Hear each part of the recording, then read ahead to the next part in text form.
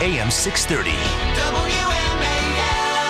7:37 on WMAL, where Washington comes to talk. Brian Wilson and Brian Neiman in this morning. We're joined on the phone by pollster extraordinaire and all-round good guy, Scott Rasmussen. Scott, how are you? I'm doing great this morning, getting ready for the final stretch of election 2012. All right, so give me the lay of the land as it stands today. Where are voters in America? In terms of the race for the White House, 45% are preferring Mitt Romney, 44% for Barack Obama. That's the daily tracking poll number. So we decided to see just how much this has bounced around in the wake of Paul Ryan and other news lately. We pull our numbers together on a full week basis. You get a stable sample. You can really see some longer-term trends. And we went back 8 weeks. And guess what? There's been no movement. In 6 of those 8 weeks, Romney's been up 1 or 2 points. Once he did a little better, once he did a little bit worse. The numbers essentially show a toss-up race, maybe leaning slightly in Romney's direction. And this is what I keep coming back to. This seems different this time around, that people seem to have chosen which candidate they were going to back early, and that they're just nothing that's going on out there seems to be changing any minds. That's right. And look, there's about 80% of Americans who already know which party they're going to support in 2016. So we're never playing with a huge number of people. But this time around, hardly anybody is uncommitted. Those who aren't impressed with the choices they have before them. There may be a little bit of a shift taking place on the Republican side in that before Ryan was announced, most Republicans were saying this is a choice between the lesser of two evils. There appears to be a little bit more of a positive reason for some to support the ticket now, but it doesn't change anything else. What did you say the number was again for your tracking? 45% Romney, 44% Obama. Okay, so that still leaves 11%. What's that 11% doing? 5% are say they're going to vote for a third-party option. 6% say they're not sure, and some of that may be deciding between, for example, a libertarian candidate and a Romney, or it may be deciding between voting and staying home. What we know is if we push all of those people and say, okay, suppose you had to make a choice right now. Some of them do decide, and the numbers don't shift at all. Romney's still up by 1 point.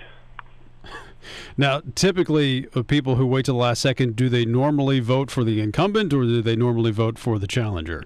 They have a little bit of a tendency to vote for the challenger. It's overstated. There are some who talk about the fact, oh my gosh, they're all going to go for the challenger. That's not going to happen. I think there's two big things that can change these numbers significantly between now and Election Day. One is within the control of the candidates. The other is not. All right. First is the debates. Right. And, I don't know what's going to happen during the debates. Nobody does, but there's always a potential that can shake free a few voters. Second is the economy. What are the government reports going to show?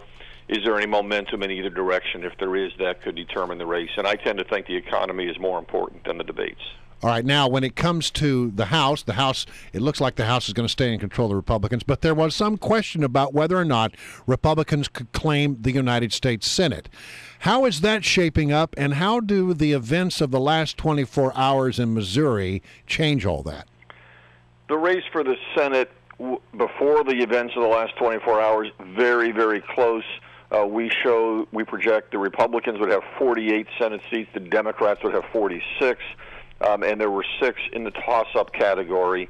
So you were looking at a circumstance where neither side was going to have control by a big margin, but it could break in favor of the Republicans gaining control. One of the states that was heading in the Republican column was Missouri. Claire McCaskill has been fighting an uphill battle all year. The president is very unpopular in the state. She is identified closely with the president. But Todd Akin may have put that state right back in play. People are going to be watching to see, will he withdraw or not? What's your sense of it? I mean, you hearing any burbling? You hearing anything about it? I hear lots of burbling, but nothing that I feel comfortable talking about. If he leaves, historically speaking, someone who enters the race at the very last minute within 2 months of the election, does that bode well for that person? Does history say that's a difficult election to win if you've only been around for 2 months? It depends on who the person is. And, I think realistically, if they nominate someone who either ran through the primary system or is well established in the state, it won't have an impact. Claire McCaskill, as I said, has been fighting an uphill battle. She is in a very challenging situation. Everything has to break right for her to win. All right, true or false? A president has never won re-election with an approval rating below 50%. Well, it depends on which polling firm and which numbers you use, but generally the rule is if a president has a job approval rating of, say, 48%, you would expect him to get 48% of the vote. George W. Bush, his job approval was just over 50% on Election Day 2004. He got just over 50% of the vote. So for Barack Obama to win with a 47-48% job approval rating, he'd need a third-party candidate to take away 4 or 5 points. Do you expect whoever wins this race to get over 50% of the vote? Yes, I do. I believe that there's an awful lot of people that are unhappy with the choice before them who are toying with the idea of voting for a third party, and if their candidate is way behind, they would go ahead and do that. But when push comes to shove and you're getting close to Election Day, they'll say, I really don't like Mitt Romney or I don't like Barack Obama, but I can't let the other guy win. So here's what I can't wrap my head around then, because if you look at the individual states and you ask about the approval number, I know it was a Gallup poll, but it showed that only like 13 states where the president was over 50%. So why doesn't that map out to what we see in the national trends? I think if you actually take a look at the state-by-state numbers, they end up being pretty close. Some of those Gallup numbers, and what Gallup does, it's a great process, but they take numbers from their daily tracking poll. They look back over a 6-month period. The president is doing a little better among his job approval rating now than he was earlier. So it's a little bit of a lagging indicator. Bluntly, if the economy gets a little better and the president's job approval rating moves up nationally, it will move up in the swing states. And those swing states, unbelievably close right now. All right, so what's different this election cycle than in past? I mean, it just feels to me like it's not like anything we've quite seen before. Is it just me, or do you sense something different going on out there? Everything is different. The social media aspect of it is far more intense. Twitter and email messages sent between friends probably have a bigger impact on the media.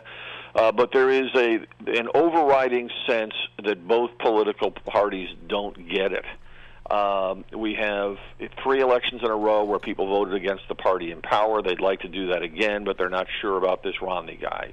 32% of voters think the economy will get better if Obama wins. 36% think it'll get better if Romney wins. Not much hope there.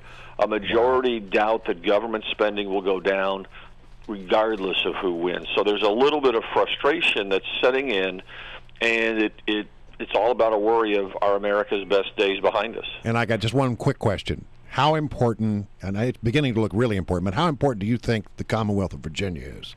Huge. There's 4 states from the beginning of the year that we said are the critical ones to watch: Florida, Ohio, North Carolina, and Virginia. North Carolina looks like it's trending a little bit in Romney's direction. The other 3 are toss-ups. And I think that Virginia is the toughest of the remaining 3 for Romney to win. If Mitt Romney loses in Virginia, he would have a tough road to make up those lost electoral votes. On the other hand, if he wins in Virginia, he should be feeling pretty good about things. Well, pollster Scott Rasmussen, it's always a pleasure to tap into your brain trust of knowledge. We really appreciate it. Great to be with you. All right, thanks, Scott.